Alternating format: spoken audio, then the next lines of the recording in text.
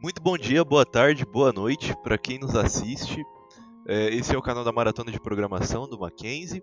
O nosso objetivo com esse canal é justamente disseminar, divulgar a educação digital de algoritmos, o entusiasmo por resolver problemas direcionados à computação. E espero que todos se encontrem muito bem.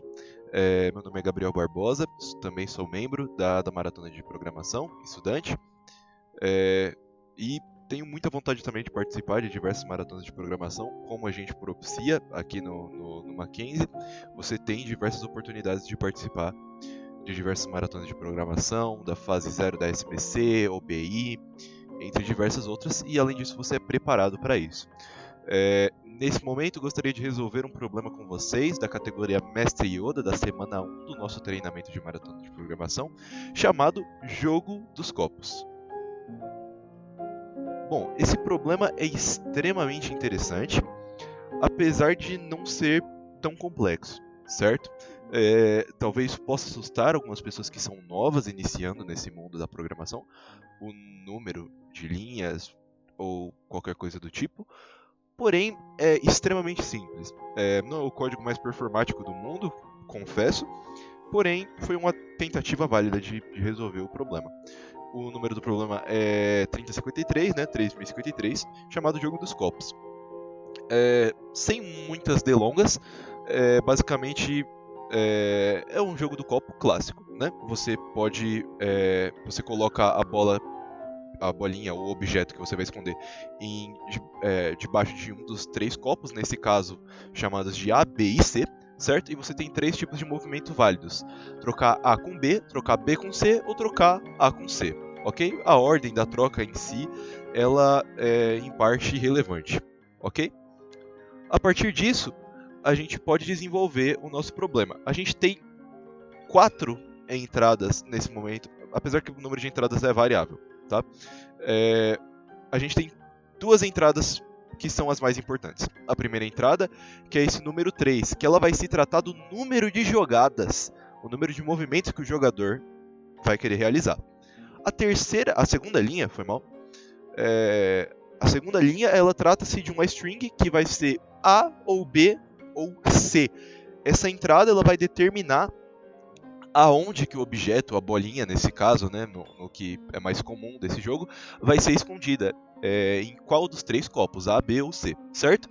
E aí as próximas entradas, elas serão o número inteiro dado N, ou seja, no caso o número de jogadas. Aqui nesse caso do exemplo, o jogador ele fará 3 jogadas, e aqui ele faz as subsequentes 3 jogadas, certo? E aqui no exemplo de saída, ele vai falar aonde que está a bolinha. Então vamos resolver primeiro esse exemplo aqui para a gente entender que o código, o exemplo de saída, aparentemente ele está certo, né? No caso, ele fará 3 jogadas, ele esconde a bolinha na posição A. Aí depois ele faz a jogada 1, que no caso é trocar A com B. Depois ele faz a jogada 2, que é trocar B com C. E depois ele faz a jogada 3, que é trocar A com C. E aí ele sabe que a bolinha estará agora de volta na posição A, né? Os copos em si eles não são chamados A, as posições dos copos são chamadas A, B e C, certo? Aqui a gente tem outros exemplos, mas creio que seja dispensável. Partindo para a resolução, ela ficou um pouco longa, levemente não performática, porém resolvível. Começaremos agora pela primeira linha, que é justamente o input do número de jogadas, N. Ela necessita ser um int, certo? Ela não pode ser um número float ou mesmo uma string, ok? O L, a nossa variável L, ela vai definir aonde que vai estar propriamente a bolinha, certo? Aqui a gente define 4 variáveis, A, B e C, no caso as posições, e R, que é uma variável reserva, que a gente vai utilizar ela como uma variável auxiliar para poder fazer essas trocas de posições. Aqui a gente cria um laço de repetição com outros 3 ifs, né? Basicamente, laço de repetição não, foi mal, pessoas. Estrutura condicional, certo? A gente cria 3 estruturas condicionais aqui. No caso, um if e 2 elifs, para verificar a natureza dessa string que nós acabamos de computar. Nesse caso, se ela for igual a a posição A vai ser igual a 1. Aqui a gente está usando basicamente uma definição binária, né? 0 e 1. 0 para quando estiver vazio, 1 para quando o objeto realmente estiver naquela posição. L igual B, então B vai ser igual a 1. E se L for igual a C, C vai ser igual a 1. Tranquilo, bem simples. Aqui agora sim a gente cria um laço de repetição, uma estrutura for, com contador i, no range 0 a n. No outro vídeo a gente explicou mais detalhadamente o funcionamento do for e também dessa função range, mas basicamente ela cria um vetor, começa do 0 até n-1, certo?